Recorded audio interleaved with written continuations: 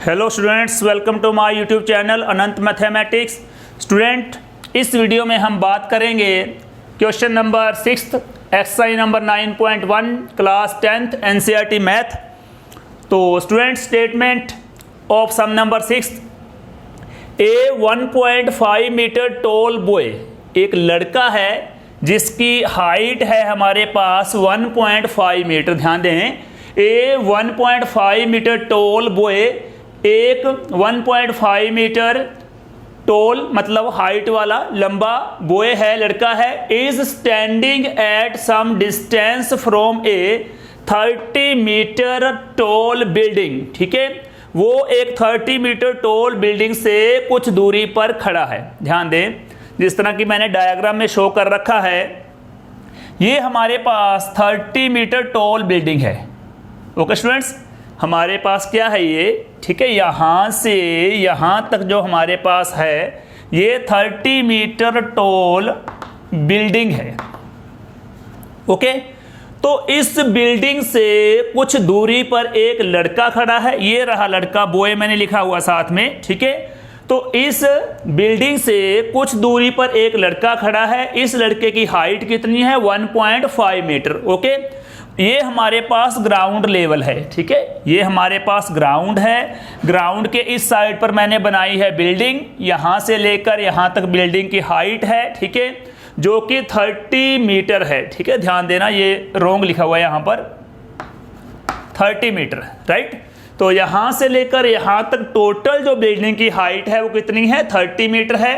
इधर लड़का है और ये ग्राउंड है। ठीक है, नेक्स्ट हमारे पास क्या है? Angle of elevation from his eyes. ठीक है, जो लड़के की आंखें हैं वहां से जो एंगल ऑफ एलिवेशन, नेचुरली इस बात है कि हम यहाँ ग्राउंड पर खड़े हैं और बिल्डिंग के टॉप को देखेंगे। ध्यान रखना, अगर बिल्डिंग के टॉप को देखेंगे तो जो एंगल होगा वो एंगल ऑफ एलिवेशन उसे कहा जाएगा। ओके, और अगर हम बाई चांस बिल्डिंग के टॉप पर खड़े होकर, ठीक है, नीचे ग्राउंड पर किसी चीज को देखते हैं तो वो हमारे पास एंगल ऑफ डिप्रेशन बनेगा। हाँ जी स्टूडेंट्स, नेक्स्ट हमारे पास क्या है? The angle of elevation from his eyes, उसकी आंखों से जो एंगल ऑफ एलिवेशन है, ठीक है, टू द टॉप, ठीक है, to the top of the building, building के टॉप का ये लड़का खड़ा है। ठीक है, मान लेते हैं यहाँ पर उसकी आंखें हैं। ठीक है, तो यहाँ से बिल्डिंग के टॉप के को देखता है तो एंगल ऑफ एलिवेशन कितना है? 30 का है। ध्यान देना, हाँ जी। His eyes to the top of the building increases, ध्यान रखना, increases from 30 degree to 60 degree. क्या होता है? As he walks होता चलना, towards the building। ठीक है, यहाँ पर लड़का खड़ा है। ये लड़का जैसे ही बिल्डिंग की तरफ जाता है, इस साइड पे, ये हमारे पास ग्राउंड लेवल है, यहाँ पर लड़का पहले खड़ा था, यहाँ से होता हुआ ये चला गया यहाँ पर। ठीक है, अब पोजीशन क्या है इसकी? यहाँ पर। ठीक है, तो यहाँ पर जो एंगल है वो 30 का है, लेकिन जैसे ही वो लड़का बिल्डिंग की ओर जाता है, ठीक है, तो रास्ते में एक पॉइंट है, मान लो ये पॉइंट है, यहाँ पर अब उसकी आंख से जो एंगल ऑफ एलिवेशन बनता है वो 60 का है। ठीक है, तो एंगल इंक्रीजेज 30 to 60, मतलब एंगल 30 से इंक्रीज होकर 60 हो जाता है जैसे ही वो बिल्डिंग की तरफ चलता है। ठीक है, पहला एंगल 30 का है, लेकिन ये लड़का बिल्डिंग की ओर जाना स्टार्ट हुआ। ठीक है, मान लो यहाँ पर एक पॉइंट आता है, यहाँ से जो एंगल बनता है उसकी आंख के साथ, ठीक है, तो वो 60 का बनता है। Okay, find the distance he walked towards the building. ठीक है, बिल्डिंग की तरफ जितने किलोमीटर या मीटर, ठीक है, जितनी डिस्टेंस उसने कवर की है वो डिस्टेंस हमने फाइंड करनी है। मतलब क्या है? बिल्डिंग की साइड पे, बिल्डिंग की तरफ, ठीक है, जितना वो चला है, ठीक है, वॉक मत चलना, ठीक है, जितना वो चला है वो डिस्टेंस हमने फाइंड करनी है। तो बिल्कुल सिंपल पैटर्न है, ध्यान देना। ये हमारे पास ग्राउंड लेवल था, ये हमारे पास बिल्डिंग थी, ये लड़का था। ठीक है, तो यहाँ पर लड़का जब खड़ा है उसकी आंख के साथ, ठीक है, एंगल बनता है 30 का। जैसे ही ये लड़का बिल्डिंग की ओर आया, एक पॉइंट आया, वहाँ पर वो एंगल बन जाता है 60 का। ठीक है, अब हमने ये बताना है कि यहाँ से यहाँ तक उसने कितनी डिस्टेंस कवर की है, मतलब पहले लड़का यहाँ पर है, अब यहाँ पर है, तो ये वाली डिस्टेंस आपने फाइंड करनी है। ठीक है, यहाँ पर मैं क्वेश्चन मार्क लगा दिया है। ठीक है, तो इसमें ध्यान देना कि ये ग्राउंड लेवल था, ठीक है, ये लड़का खड़ा था, तो हमने क्या किया, इस लाइन के पैरेलल एक यहाँ से लाइन लगा दी, क्योंकि जो एंगल बन रहे हैं वो लड़के की आंख के साथ बन रहे हैं। ठीक है, ये उसके फुट हैं, फीट हैं, राइट।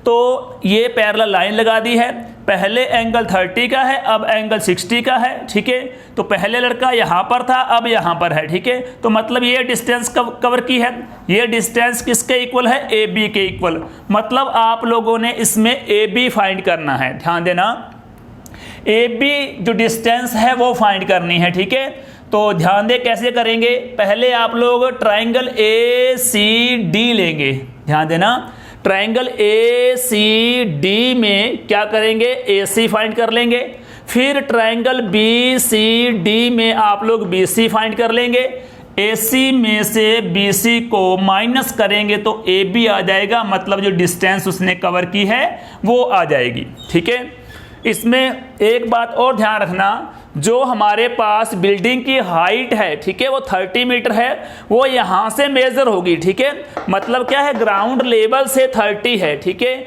लेकिन क्योंकि हमने इसे काउंट नहीं करना 1.5 को, ठीक है, तो ये 1.5, ये 1.5 और ये 1.5 यहाँ से रिड्यूस हो जाएगी जब आप लोग ट्राइंगल ए सी डी लोगे, जहाँ बी सी डी लोगे। ठीक है, मतलब सी डी को आपने यूज करना है, सी डी हमारे पास कितनी आएगी, 28.5। ठीक है, टोटल जो बिल्डिंग की हाइट है वो तो 30 है, लेकिन ये वाली 1.5, ठीक है, जो लड़के की हाइट के इक्वल हमने लाइन लगा रखी है यहाँ पर, ये हम काउंट नहीं करेंगे जब हम लोग ए सी डी ट्रायंगल लेंगे, जहां बी सी डी ट्रायंगल लेंगे। ये आपने ध्यान रखना है। ओके स्टूडेंट्स, तो सम का पैटर्न तो बिल्कुल सिंपल है। ए बी फाइंड करना है तो पहले ए सी फाइंड करेंगे, फिर बी सी फाइंड करेंगे, ए सी में से बी सी को माइनस करेंगे तो ए बी हमारे पास आसानी से आ जाएगा। ध्यान देंगे students, in triangle A C D, okay, तो ट्रायंगल ए सी डी आपको ये मालूम है, पंडित बद्री प्रसाद हर हर बोल, सोना चांदी तोल। ठीक है, तो परपेंडिकुलर बाय हाइपोटेनियस साइन होता है, बेस बाय हाइपोटेनियस कोस होता है, और पंडित बद्री प्रसाद हर हर बोल, एस लगा दिया मैंने, बी आना है। ठीक है, तो परपेंडिकुलर बाय बेस हमारे पास क्या होता है, tan होता है। ओके, तो यहां पर देखें आपने क्या फाइंड करना है, आपने AC फाइंड करना है, यानी बेस फाइंड करना है। ठीक है, आपको गिवन क्या है, आपको गिवन है CD मतलब परपेंडिकुलर। ठीक है, तो परपेंडिकुलर बाय बेस हम लगाएंगे, तो परपेंडिकुलर बाय बेस क्या होता है, परपेंडिकुलर है हमारे पास CD और बेस हमारे पास है AC, तो CD बाय AC यानी perpendicular by base, that is tan theta. ठीक है, tan थीटा, tan थीटा की वैल्यू क्या है, ट्रायंगल ए सी डी में थीटा की वैल्यू है 30 डिग्री, तो यहाँ पर आ जाएगा 30 डिग्री। सी डी की वैल्यू हमारे पास है 28.5 बाय ए सी सेम आएगा। tan 30 की वैल्यू होती है 1/√3, क्रॉस मल्टीप्लाई कर दो तो ए सी इक्वल टू हमारे पास क्या आएगा, √3 को इधर मल्टीप्लाई करेंगे तो ये हो जाएगा 28.5 मल्टीप्लाई में √3 आ जाएगा। ठीक है, तो AC की वैल्यू हमारे पास आ चुकी है। अब आपने BC की वैल्यू फाइंड करनी है, फिर AC में से BC को माइनस करेंगे तो हमारे पास AB आ जाएगा। AB means distance covered by the boy. हाँ जी स्टूडेंट्स, नेक्स्ट स्टेप हमारे पास क्या रहेगा, ट्रायंगल BCD। ठीक है, तो ट्रायंगल BCD लेंगे, इसमें क्या करेंगे, इसमें आपने BC फाइंड करना है, यानी कि बेस फाइंड करना है, गिवन है परपेंडिकुलर यानी CD। ठीक है, तो वही पैटर्न रहेगा पहले वाला ही। ठीक है, तो परपेंडिकुलर यानी कि CD, परपेंडिकुलर बाय BC। हाँ जी स्टूडेंट्स, परपेंडिकुलर बाय BC यानी कि बेस, परपेंडिकुलर बाय बेस वही आएगा tan थीटा, और थीटा की वैल्यू क्या है, इस बार ट्रायंगल BCD लिया है, इसमें एक्यूट एंगल 60 का है, तो यहाँ पर आ जाएगा 60 डिग्री। ठीक है, तो C D by B C equal to tan 60 degree. हाँ जी ध्यान दो, तो सी डी की वैल्यू हमारे पास है 28.5, बाय में बी सी तो नहीं है, तो बी सी वैसे का वैसे ही राइट कर देंगे। tan 60 डिग्री की वैल्यू होती है √3, तो यहाँ पर आ जाएगा √3/1। सेम बाय क्रॉस मल्टीप्लाई करेंगे तो बी सी की इधर मल्टीप्लाई हो जाएगी, तो √3 into B C equal to 28.5। हाँ जी, तो बी सी इक्वल टू क्या आएगा 28.5, बाय में हो जाएगा √3, और रूल हमारा क्या है, ठीक है, यहाँ पर बाय में √3 है तो रैशनलाइजिंग कर सकते हैं, चाहे रैशनलाइजिंग अभी कर लो चाहे बाद में कर लेना, ये आपकी चॉइस है। चलो हम बाद में करेंगे इसे, ठीक है, क्योंकि आंसर में हमारे पास जो डिनोमिनेटर है उसमें इस टाइप से स्क्वायर रूट का साइन नहीं होना चाहिए, ठीक है, बीच में कहीं है तो कोई दिक्कत नहीं है। तो बी सी की वैल्यू हमारे पास आ चुकी है। देखिए ए सी की वैल्यू भी है, बी सी की वैल्यू भी है, आपने फाइंड करना था ए बी, तो A B equal to, naturally बात है कि ए बी आपने फाइंड करना है, तो ए सी में से बी सी माइनस कर दो। ए सी में से अगर बी सी माइनस करेंगे तो रिजल्ट हमारे पास क्या आएगा, ए सी की वैल्यू क्या है 28.5 इंटू √3, यहाँ पर राइट करो 28.5 इंटू √3 माइनस बी सी तो ये रहा, ठीक है, 28.5 बाय में √3 आ जाएगा, और यहाँ पर हमारे पास ए बी इक्वल टू, ध्यान देंगे 28.5 इधर भी है, ठीक है, और इस साइड पे भी 28.5 है, ठीक है, तो 28.5 आप लोग कॉमन निकाल सकते हैं। इनसाइड हमारे पास अंदर क्या रहेगा 28.5 यहाँ पर आ गया, यहाँ पर √3 बच गया, माइनस में 28.5 यहाँ से बाहर आ चुका है तो यहाँ पर 1 बचेगा, बाय में क्या आ जाएगा √3 आ जाएगा, ठीक है। तो अब आपके पास ए बी की वैल्यू क्या आ गई 28.5 इंटू √3 माइनस 1/√3, ठीक है। इसे और कैलकुलेट करना पड़ेगा, आपको ध्यान देना, A B equal to 28.5 into, हाँ जी, इसमें एलसीएम हमारे पास क्या आएगा, इसमें एलसीएम आ जाएगा √3, तो √3 को √3 से मल्टीप्लाई की तो हमारे पास 3 हो जाएगा, माइनस सेम आएगा, √3 से √3 कैंसल तो यहाँ पर 1 आ जाएगा। ओके स्टूडेंट्स, तो इसके बाद हम इस साइड पे राइट कर लेते हैं। हाँ जी, ए बी इक्वल टू हमारे पास क्या है 28.5, मल्टीप्लाई में 3 में से 1 लेस करो तो 2 बच जाएगा, 2 के बाय में क्या है √3, क्योंकि ए बी हमारा आंसर है, ठीक है। ए बी क्या है, जो उस लड़के ने डिस्टेंस कवर की थी, हमने ये फाइंड करना ना, find the distance he walked towards the building की तरफ जो उसने वॉक किया है वो डिस्टेंस फाइंड करनी थी, ठीक है। तो मतलब वो कितना किया, वॉक तो इतना ही किया, यानी ए बी के इक्वल, ए बी हमारा आंसर है। और रूल क्या है, आंसर में आपने स्क्वायर रूट का साइन नहीं छोड़ना है, ठीक है। तो यहाँ पर रैशनलाइजिंग करनी पड़ेगी आपको, √3 से मल्टीप्लाई हो जाएगी और √3 से डिवाइड हो जाएगा।